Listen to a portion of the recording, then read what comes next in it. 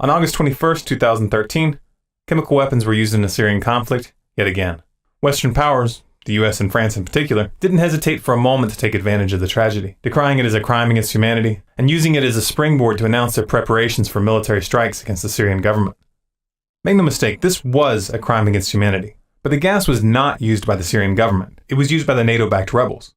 In this video, we're going to show you definitive evidence to support this claim, and we're going to explain the US and NATO's motive for committing such an atrocity. The leaked documents that we're going to be presenting are available for you to download yourself. You'll find a link in the description to that download, and you'll also find links to the mainstream articles we use in our research. Now, in order to really understand this event, we need to look at it in context. The United States has had Syria and Iran in their crosshairs for a long time. The plans for these wars have been in the works for over a decade.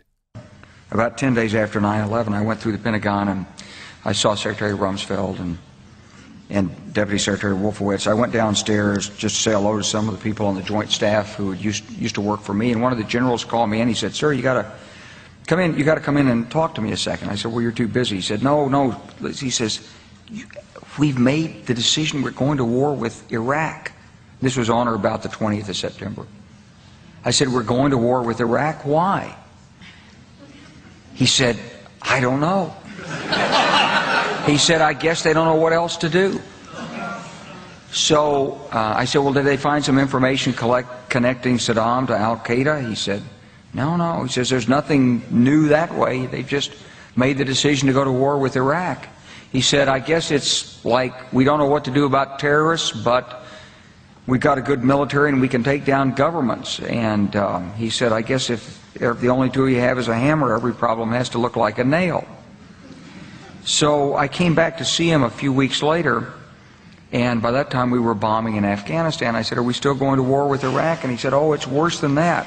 He said, he reached over on his desk, he picked up a piece of paper, and he said, I just got this down from upstairs," meaning the Secretary of Defense's office today, and he said, "This is a memo that describes how we're going to take out 7 countries in 5 years, starting with Iraq and then Syria, Lebanon, Libya, Somalia, Sudan, and finishing off Iran."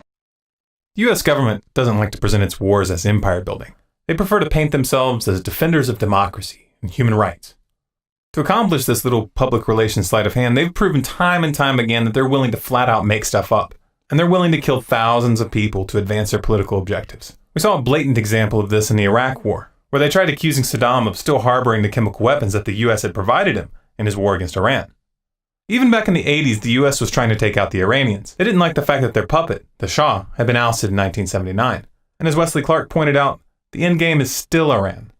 For a long time, they tried going after Iran directly by accusing them of building nuclear weapons. But this line of worn-out propaganda fell apart when elements within the CIA and Assad came forward stating that there was no evidence that Iran even intended to build such a weapon. You can only cry wolf so many times before people start rolling their eyes. So these chicken hawk neocons switched their strategy and decided to go after Syria to get to Iran.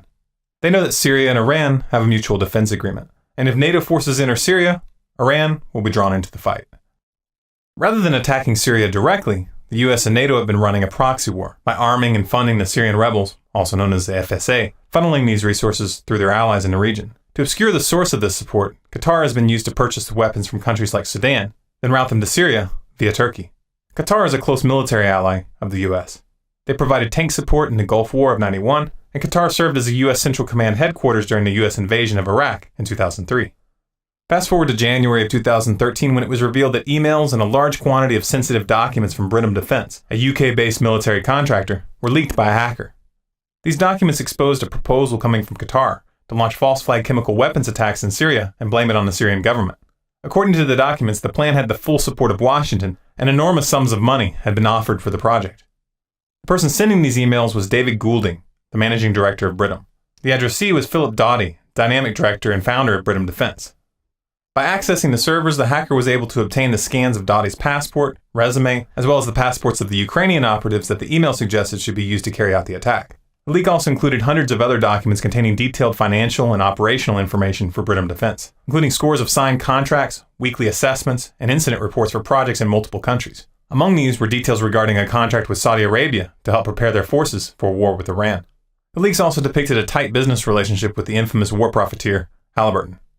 The documents acquired by this hacker were not easy to come by. Most of the places where they were uploaded were taken down very quickly without explanation. However, we did manage to get the files, and we've spent quite a bit of time analyzing them. After investing this time, it's very clear to us that they're real. But don't take my word for it. Just take a look in the description for the download link and go verify for yourself. This leak was never mentioned by the mainstream media at all in the United States or Europe. And there was no investigation whatsoever, even though what was being discussed here was clearly plans to commit a war crime. 3 months passed, and on March 19th, sarin gas was used in Syria near Aleppo. Israel and the US promptly blamed the Syrian government for the attacks, even though many of those who were killed were Syrian government soldiers. Obama began talking about the event as a red line that had been crossed, and the warmongers began their saber-rattling in earnest. However, the UN insisted on investigating the issue themselves, and on May 6, 2013, UN investigator Carla Del Ponte went public stating that evidence from their investigation indicated that it was the Syrian rebels who had used the sarin gas, and that there was no indication that the Syrian government had launched any chemical attacks whatsoever. Russia's UN ambassador Vitaly Churkin agreed with Del Ponte after Russian experts visited the location where the projectile struck and took their own samples of the material from the site. Those samples were then analyzed at a Russian laboratory certified by the Organization for the Prohibition of Chemical Weapons. According to the lab results, they found that the presence of hexogen, utilized as an opening charge, and which is not used in standard chemical munitions, pointed to the attack being launched by the rebels. Rather than cover this development, the mainstream media did what they always do when they don't want the public to look at something. They simply changed the subject. Now, of course, the fact that the US-backed rebels had attempted to frame the Syrian government in order to build support for a NATO invasion would be bad enough. They were trying to start a war of aggression. But let's remember that sarin gas was in fact used. This means that the US and its allies were willing to commit a blatant war crime, killing scores of civilians in order to justify toppling Assad. Nor did the US withdraw their support after this event. In fact, they increased it.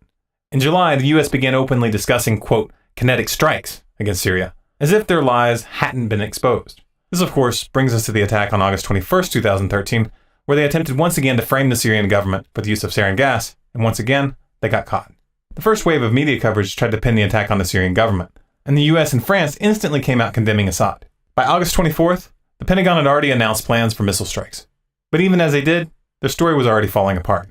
The Syrian army came forward that same day with footage to back up their report that they had uncovered a massive chemical weapons cache in rebel tunnels in the Damascus suburb of Jobar.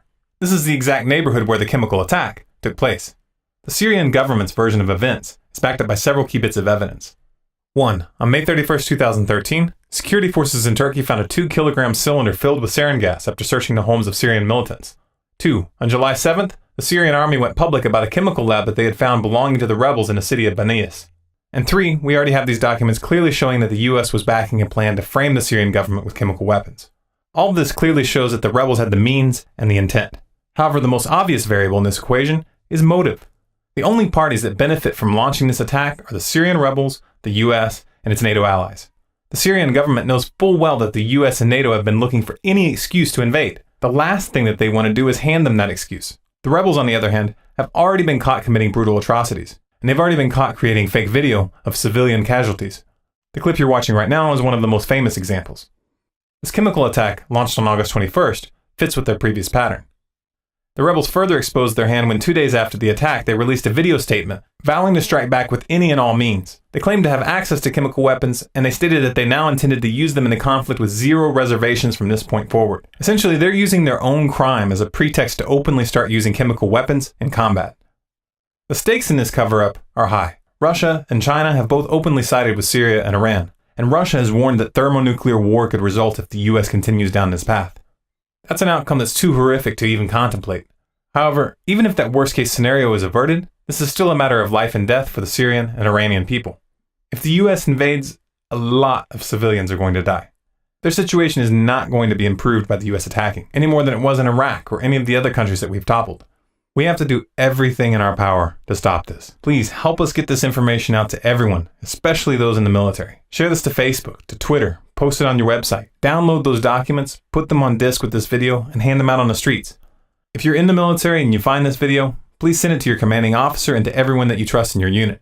If you're afraid of being punished, then find a way to send it anonymously.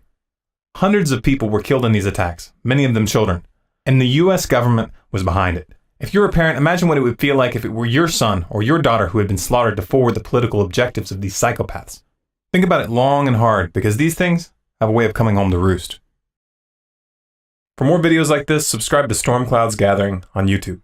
For updates, bonus content, and to influence future videos, follow us on Facebook at facebook.com/StormcloudsGathering. Our Twitter handle is Collapse Updates, and our website is stormcloudsgathering.com.